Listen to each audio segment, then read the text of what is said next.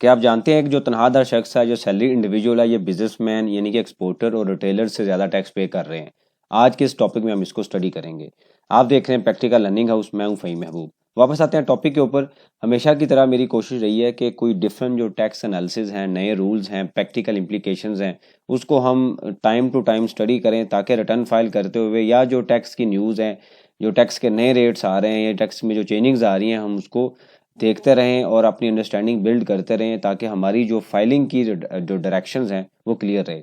आपके सामने एक डाटा मैंने शो किया है। ये एक जो डाटा है, ये एफबीआर ने ऑफिशियली वैसे अनाउंस तो नहीं किया, लेकिन ये डाटा सर्कुलेट हो रहा है। डिफरेंट जो टैक्स की जो न्यूज़ हैं, जो डिफरेंट तरह के एनालिसिस हैं, और ये तकरीबन डाटा ठीक होता है, क्योंकि एफबीआर इस तरह ऑफिशियल जो चीज़ें हैं वो अनाउंस नहीं करता। लेकिन जो डिफरेंट इकोनॉमिस्ट हैं या डिफरेंट जो इस तरीके से एनालिसिस होता है जो कंट्री लेवल पे, उसके अंदर चूंकि एक पोर्शन शो किया जाता है कि किस क्लास ने कितना टैक्स कंट्रीब्यूट किया है, तो उसकी मदद से मैंने रिवर्स कैलकुलेशन की है और कुछ एनालिसिस आपके सामने रखूंगा जो जिसको देखने के बाद हमें पता चलेगा कि हम कितना टैक्स पे कर रहे हैं।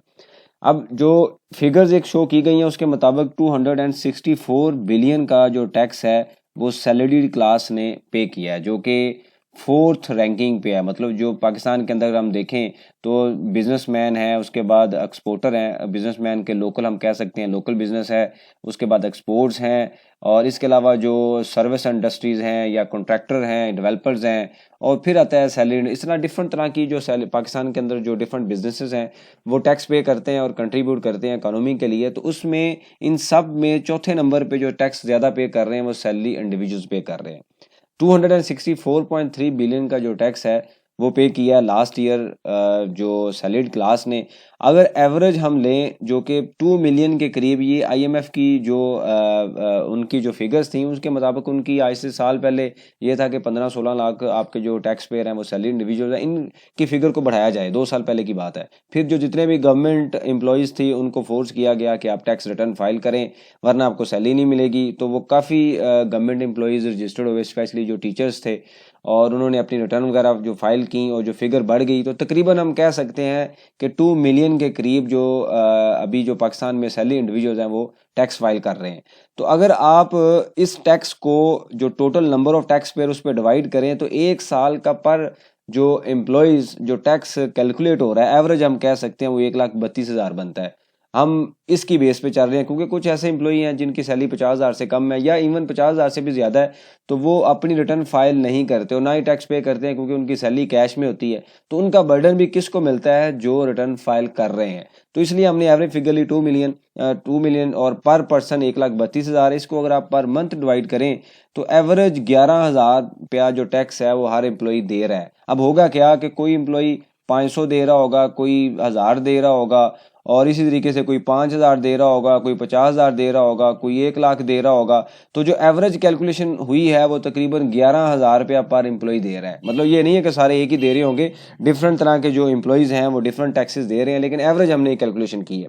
अब ये जो फिगर है ये कितने परसेंट बनती है? अगर आप 11,013 को टोटल पे डिवाइड करें तो तकरीबन 8% जो एम्प्लॉयज़ हैं उन्होंने सैलरीड क्लास है, उसने अपनी सैलरी इनकम का टैक्स पे किया है। याद रखें ये सिर्फ इनकम टैक्स है, सेल टैक्स नहीं है। वो हम फिर कभी लेक्चर में देखेंगे कि एक एवरेज जो पाकिस्तानी है वो कितना टैक्स पे कर रहा है।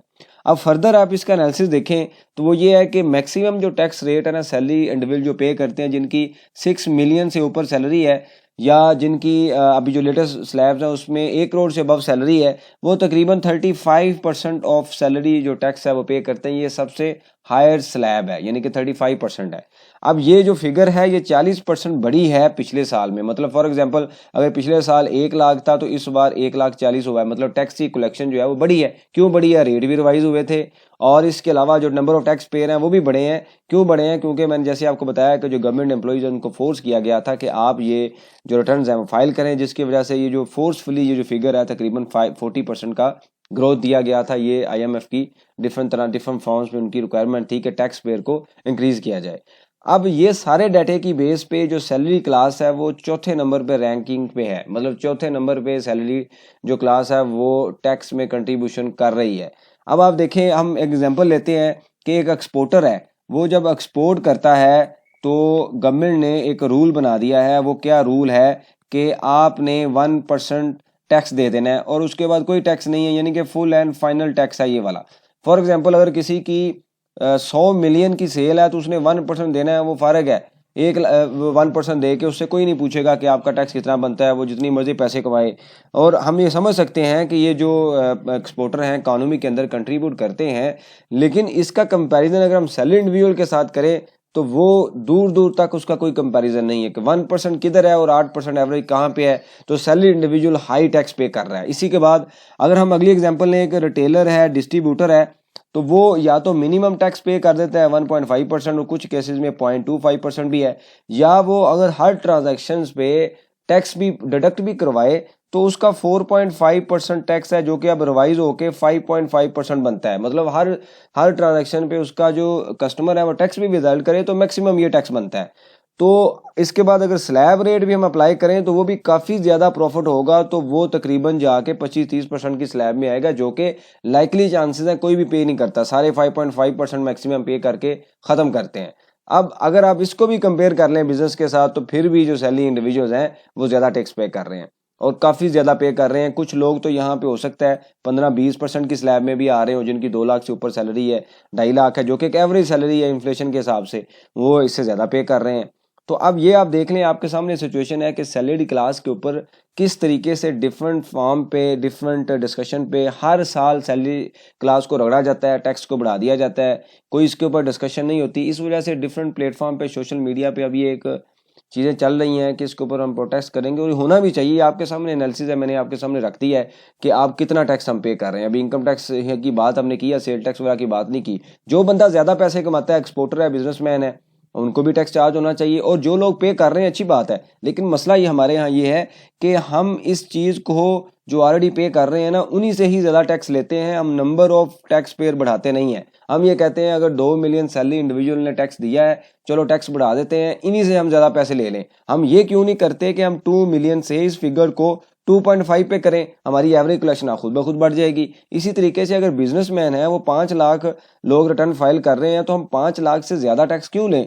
हम इसको 6 लाख क्यों नहीं करते, 7 लाख क्यों नहीं करते? तो ये हमें स्ट्रेटजिक लेवल पे सोचना पड़ेगा। अदरवाइज इन्फ्लेशन के साथ साथ आपके सामने है कि सैलरीड क्लास कहाँ पे फॉल कर रही है। ये कुछ एनालिसिस था जो मैंने आपके सामने रखा है। इससे रिलेटेड कोई आपके पास इंफॉर्मेशन हो, आप कमेंट्स बॉक्स में लाजमी मेंशन करें ताकि उसके ऊपर डिस्कशन हो और ये लर्निंग का प्रोसेस कंटिन्यू रहे। थैंक यू वेरी मच, जज़ाकल्लाह।